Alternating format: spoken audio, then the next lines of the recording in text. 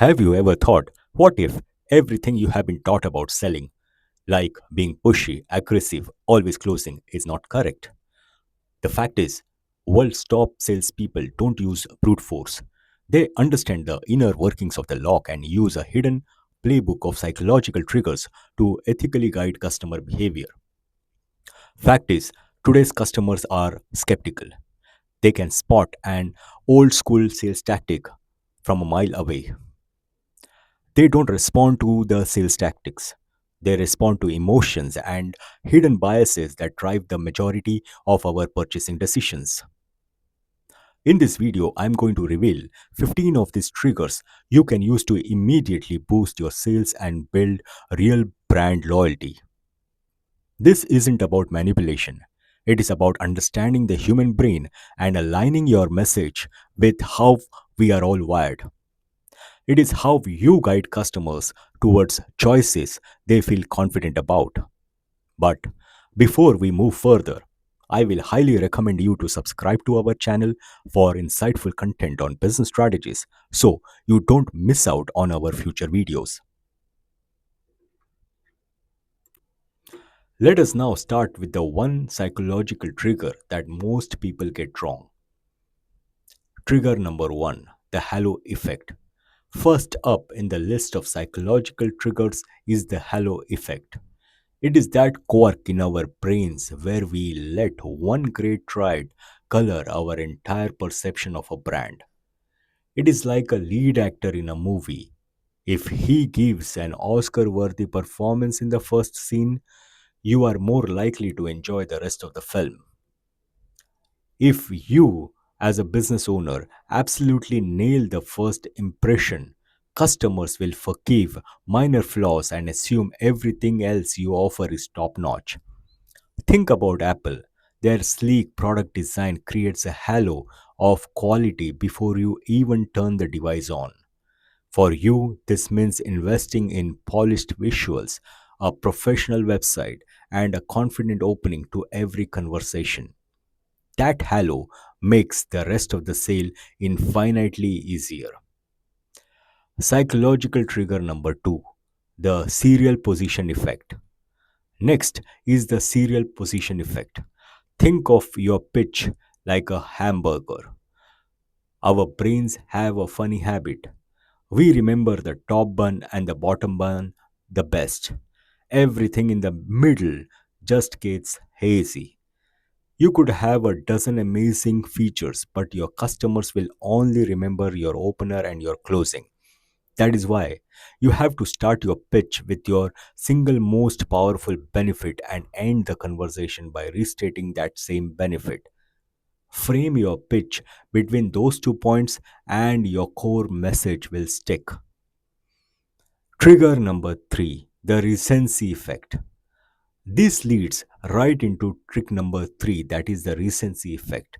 We give more weight and authority to the last piece of information we receive. It is like the final person to whisper in a king's ear before he makes a decision. That last word carries immense weight.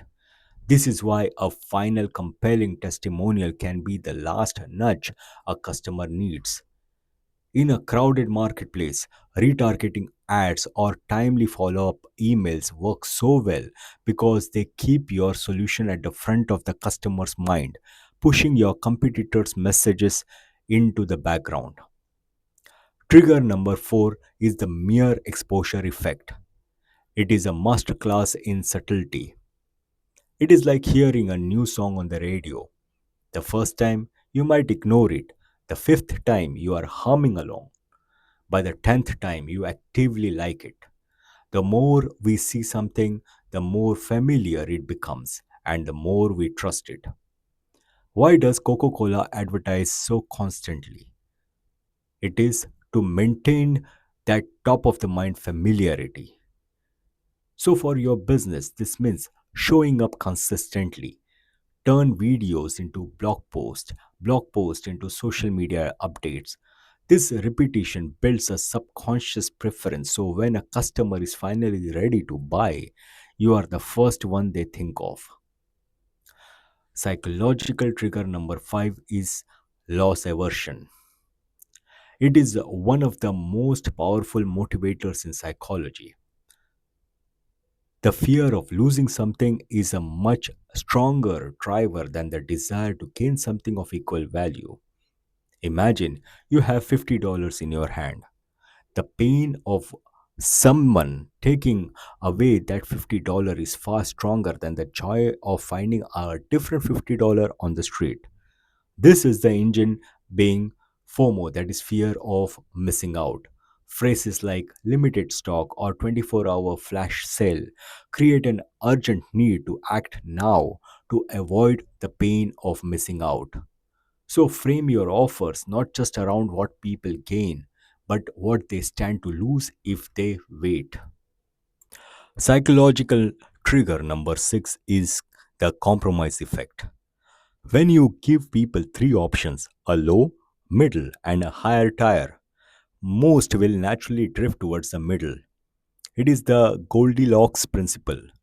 When a coffee shop offers small, medium, and large sizes, most people choose medium because it feels like the safest, most balanced choice.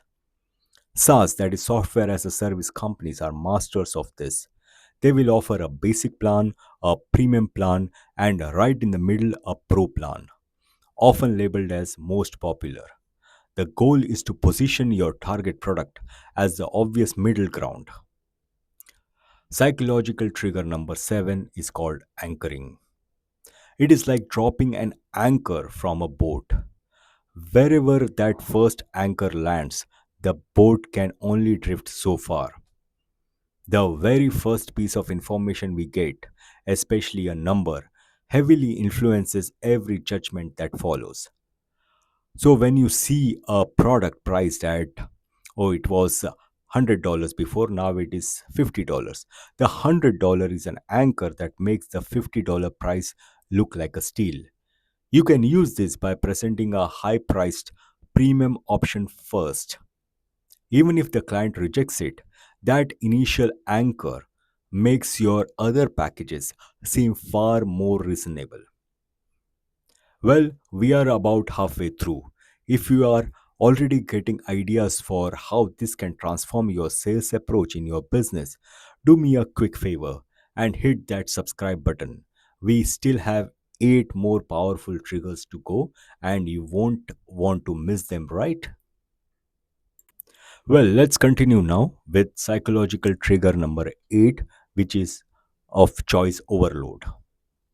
We think more options are better, correct? But psychology proves the opposite. Too many choices lead to anxiety and decision paralysis. A restaurant with a 5-page menu is overwhelming and feels like a library. One with 5 perfected dishes feels confident and curated. Your job is to be the expert curator. Present the 3 to 5 best options for your customer and guide them, and not overwhelm them into inaction. Psychological trigger number 9 is the framing effect. Framing effect proves how you say something is as important as what you say. Think of it like two artists painting the same landscape. One focuses on the bright sunny parts, the other on the looming shadows. It is the same scene, but the feeling is completely different. A food labeled as 95% fat free sounds way more appealing than the food contains 5% fat. Even though they mean the same thing, but framing makes a big difference. So, frame a price like save $20 instead of pay $80. Always focus on the gain instead of the cost.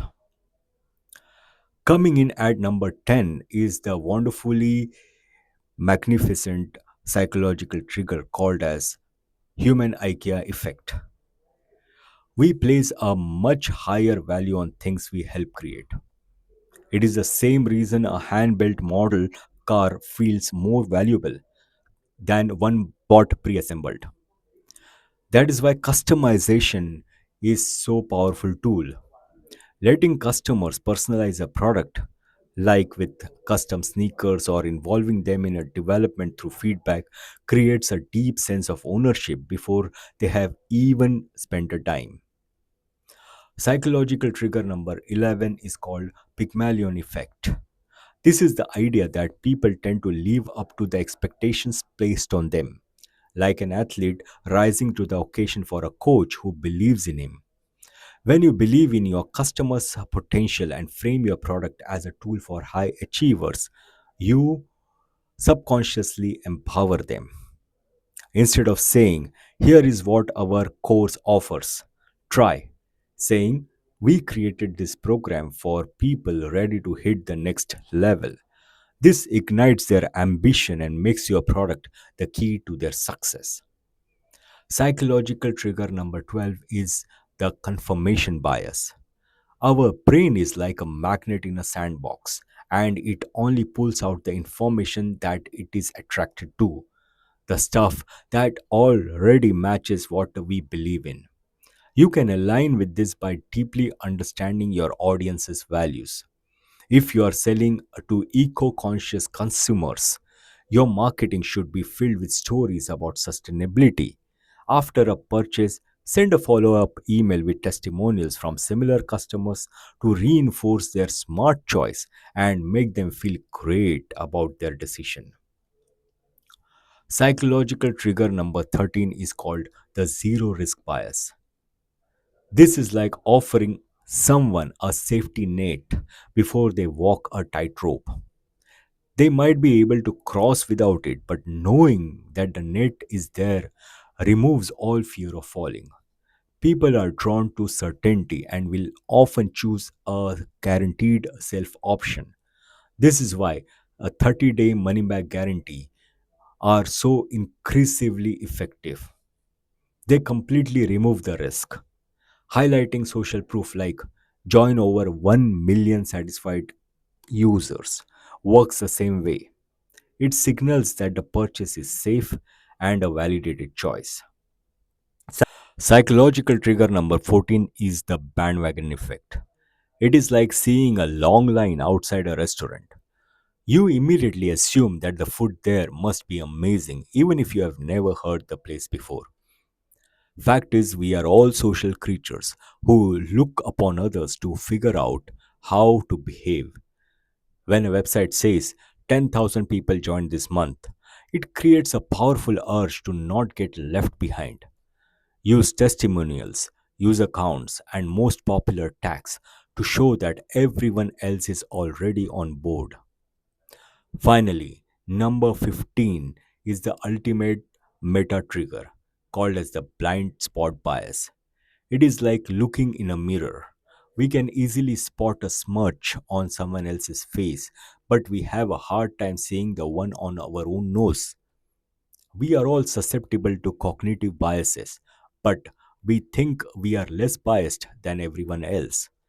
You can build trust by acknowledging this.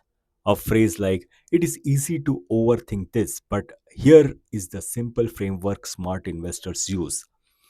It respects their intelligence while still guiding them with a proven tool.